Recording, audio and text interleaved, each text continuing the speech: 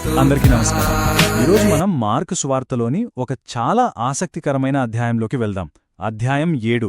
ఇందులో అసలు దేవునికి ఏది ముఖ్యం అనే దానిపై ఒక పెద్ద వాదన జరుగుతోంది. ఆ వాదనకు జీవం పోస్తూ 2 అద్భుతమైన స్వస్థతల కథలు కూడా ఉన్నాయి. సో మనం ఈ విశ్లేషణను ఒక కీలకమైన ప్రశ్నతో మొదలుపెడదాం. నిజంగా ముఖ్యమైనది ఏది? మనం బయటకు పాటించే నియమాలా, లేక మన మనసులో ఉండే నమ్మకమా?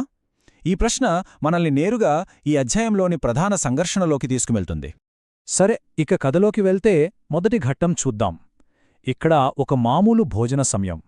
యేసుకు అప్పటి మతపెద్దలకు మధ్య సంప్రదాయం విషయంలో ఒక పెద్ద వివాదానికి దారితీస్తుంది. అసలు గొడవ ఇక్కడే మొదలైంది. యేసు శిష్యులు చేతులు కడుక్కోకుండా తినడం పరిసయ్యులు చూశారు.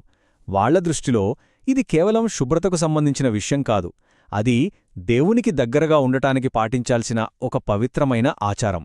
కాని ఈ చిన్న విషయం ఒక పెద్ద తాత్విక చర్చకు దారితీసింది. ఇక్కడే యేసు వాళ్ల వాదనలోని అసలు లొసుగును బయటపెట్టారు. మతనాయకులేం చేస్తున్నారంటే, దేవుడిచ్చిన అసలైన ఆజ్ఞల కన్నా మనుషులు తయారుచేసుకున్న సంప్రదాయాలకే ఎక్కువ విలువ ఇస్తున్నారు. ఈ స్లైడ్లో ఆ తేడా మనకు స్పష్టంగా కనిపిస్తుంది. యేసు ఎంత సూటిగా చెప్పారంటే, ఈ మాటలు వినండి. ఆయన ఆరోపణ ఎంత తీవ్రంగా ఉందో అర్థమవుతుంది. ఇదేదో చిన్న విమర్శ కాదు, వాళ్లు నిర్మించుకున్న మొత్తం వ్యవస్థపైనే ఇదొక పెద్ద సవాలు. దానికి ఒక ఉదాహరణే ఈ కుర్బాన్. అసలీ కుర్బాన్ అంటే ఏంటి? ఇది ఒక రకమైన మతపరమైన లొసుగు. ఎవరైనా తమ ఆస్తిని దేవునికి అంకితమిచ్చామని చెప్పి ఆ ఆస్తితో తమ వృద్ధ తల్లిదండ్రులకు సహాయం చేయాల్సిన బాధ్యత నుంచి తప్పించుకునేవారు.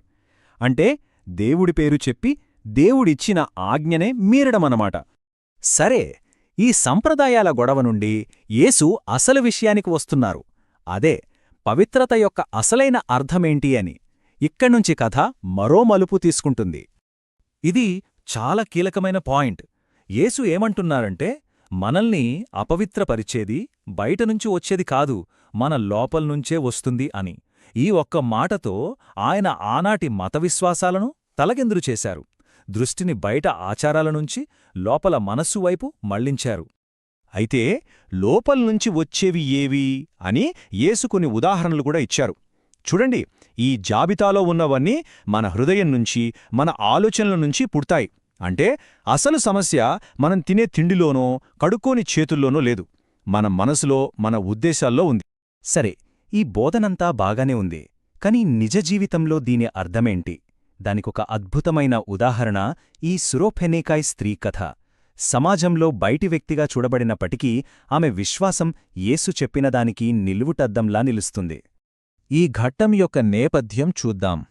ఈమె ఒక అన్యురాలు. అంటే ఆ కాలంలో యూదుల దృష్టిలో ఆమె ఒక బయటి వ్యక్తి, అసలు వాళ్లతో సంబంధమే పెట్టుకోకూడని వ్యక్తి. అలాంటిది ఆమె యేసు దగ్గరకు వచ్చి సహాయమడుగుతోంది. యేసు ఆమెను పరీక్షిస్తూ అన్న మాటలు మొదట వినటానికి కొంచెం కఠినంగా అనిపించొచ్చు. అప్పటి సాంస్కృతిక విభజనలను వాడుతూ ఆయన ఆమె విశ్వాసాన్ని పరీక్షిస్తున్నారు. కాని దీని వెనుక ఒక లోతైన ఉద్దేశ్యముంది. కాని ఆవిడిచ్చిన సమాధానం చూడండి, ఎంత తెలివైనది, ఎంత వినయపూర్వకమైనది. ఆమె యేసు మాటలను కాదనలేదు, కాని అదే సమయంలో తన నమ్మకాన్ని వదులుకోలేదు. ఆయన్ని గౌరవిస్తూనే తనకున్న చిన్న అవకాశాన్ని కూడా వదులుకోలేదు. ఇది చూడండి, ఆమె నేపథ్యం కాదు, ఆమె జాతి కాదు, కేవలం ఆమె విశ్వాసం. ఆ ఒక్క మాట, ఆ అచంచలమైన నమ్మకం ఆమె కుమార్తెను స్వస్థపరిచింది. ఆమె పట్టుదల అసాధ్యాన్ని సుసాధ్యం చేసింది. కథ ఇక్కడితో అయిపోలేదు. ఈ అధ్యాయంలో మరో అద్భుతమైన స్వస్థత ఉంది. ఇది యేసు శక్తికి, ముఖ్యంగా మూసుకుపోయిన వాటిని తెరవబల ఆయన శక్తికి మరో ప్రత్యక్ష నిదర్శనం. ఈ రెండవ అద్భుతంలోని వ్యక్తి చెవిటి ఇంకా నత్తి సమస్యలతో బాధపడుతున్నాడు. ఒక రకంగా చెప్పాలంటే బయట ప్రపంచంతో అతనికి సంబంధాలు తెగిపోయాయి. అతని పరిస్థితి ఒక లోతైన ఆధ్యాత్మిక స్థితికి ప్రతీకగా కూడా మనం చూడొచ్చు. అయితే యేసు అతన్ని స్వస్థపరిచిన విధానం చాలా ప్రత్యేకం. గమనించండి, ఆయన అందరి ముందు ఏదో మ్యాజిక్ చేసినట్టు చెయ్యలేదు. ముందు అతన్ని జనసమూహం నుంచి పక్కకు తీసుకువెళ్లారు. చాలా వ్యక్తిగతంగా తన చేతులతో అతన్ని తాకి స్వస్థపరిచారు. ఆ తరువాత యేసు ఒకే ఒక్క మాట పలికారు, అరామిక్ భాషలో, ఎఫతా అంటే తెరవబడుము అని. ఆ ఒక్క మాట అద్భుతానికి పరాకాష్ట. శారీరక, ఆధ్యాత్మిక అడ్డంకులను తొలగించే శక్తి ఆ మాటలో ఉంది. ఆ మాట అనగానే అంతే, తక్షణమే అతని చెవులు తెరుచుకున్నాయి. నాలుక మీద ఉన్న బంధం విడిపోయింది. స్పష్టంగా మాట్లాడటం మొదలుపెట్టాడు. తెరవబడుము అనే ఆజ్ఞ ఎంత శక్తివంతమైనదో ఇది చూపిస్తుంది. సరే, ఈ రెండు కథలు, ఈ వాదన, వీటన్నిటినుంచి మనం గ్రహించాల్సింది ఏంటి? అసలు ఈ అధ్యాయం మనకేం చెప్తోంది? అన్నింటినీ కలిపి ఒకసారి చూద్దాం. ఈ పట్టిక చూస్తే మనకు మొత్తం సారాంశం అర్థమవుతుంది. ఫోకస్ ఎలా మారిందో చూడండి.